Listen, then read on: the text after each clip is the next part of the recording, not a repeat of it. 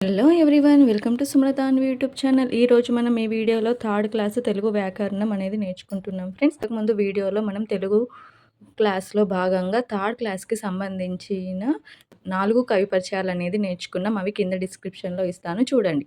అలాగే థర్డ్ క్లాస్కి సంబంధించిన అర్థాలు, పర్యాయ పదాలు, ప్రకృతి వికృతి, నానా అర్థాలు అన్నీ కూడా మన వీడియోస్లో ఉన్నాయి ఫ్రెండ్స్. అవన్నీ కూడా కింద డిస్క్రిప్షన్లో ఆ లింక్ అనేది ఉంది, ఓకేనా, చూడండి. ఓకే, ఈరోజు మన టాపిక్ వచ్చేసి తెలుగు వ్యాకరణం థర్డ్ క్లాస్కి సంబంధించింది నేర్చుకుందాం, ఓకేనా. ఫస్ట్ వన్ చూడండి. మనం పలికే ధ్వనులకు గుర్తులను ఏర్పరచుకున్నాం. ఈ గుర్తులనే అక్షరాలు అంటాం.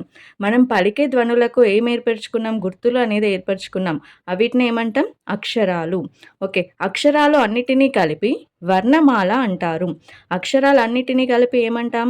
వర్ణమాల అంటాం, ఓకేనా. ఈ వర్ణమాల అనేది 3 రకాలుగా విభజించడం అయింది. అచ్చులు, ఉభయాక్షరాలు, హల్లులు. అచ్చులు, ఉభయాక్షరాలు, హల్లులు. అచ్చులు ఏంటి? ఆ నుండి ఔ వరకు ఉన్నవేంటి? అచ్చులు, ఓకేనా. ఉభయాక్షరాలు అరసున్న, సున్నా, విసర్గ, ఓకేనా. ఉభయాక్షరాలు ఎన్ని? 3. అరసున్న, సున్న, విసర్గ. హల్లులు. హల్లులు అంటే కా నుండి రవతి వరకు ఉన్నవన్నీ కూడా ఏంటి? హల్లులు, ఓకేనా ఫ్రెండ్స్. వర్ణమాలలో అచ్చులు, ఉభయాక్షరాలు, హల్లులు ఉంటాయి. అచ్చులు ఆ నుండి ఔ, ఉభయాక్షరాలు అరసున్న, సున్న, విసర్గ, హల్లులు కా నుండి రవతి. ఓకే, ఈ పదాలు అంటే ఏంటి? కొన్ని అక్షరాలతో ఏర్పడే వాటిని ఏమంటాం? పదాలు అంటాం. ఈ పదాలతో ఏర్పడే దాన్ని వాక్యం అంటాం, ఓకేనా ఫ్రెండ్స్. అక్షరాలతో ఏర్పడేది పదాలు, ఆ పదాలతో ఏర్పడేది వాక్యం. ఓకే, నెక్స్ట్ అల్ప ప్రాణాక్షరాలు, మహాప్రాణాక్షరాల గురించి నేర్చుకుందాం. అల్ప ప్రాణాక్షరాలు క, గ, చ, జ, ట, డ, త, ద, ప, బ వంటి అక్షరాలను ఎలా పలుకుతున్నాం? తేలికగా పలుకుతున్నాం, ఓకేనా. తేలికగా పలికే అక్షరాలను అల్ప ప్రాణాక్షరాలు అంటాం, ఓకేనా. తేలికగా పలికే అక్షరాలు ఏంటి? అల్ప ప్రాణాక్షరాలు.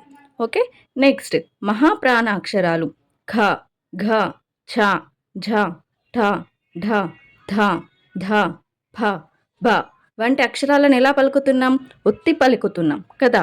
ఒత్తి పలికే అక్షరాలను మహాప్రాణాక్షరాలు అంటున్నాం, ఓకేనా. అల్ప ప్రాణాక్షరాలు అంటే తేలికగా పలికేవి, మహాప్రాణాక్షరాలు అంటే ఒత్తి పలికేవి, ఓకేనా ఫ్రెండ్స్. అల్ప ప్రాణాక్షరాలు, మహాప్రాణాక్షరాలు అర్థమైనాయి కదా. అల్ప ప్రాణాక్షరాలు అంటే తేలికగా పలికేవి, మహాప్రాణాక్షరాలు అంటే ఒత్తి పలికేవి, ఓకేనా ఫ్రెండ్స్. Thank you.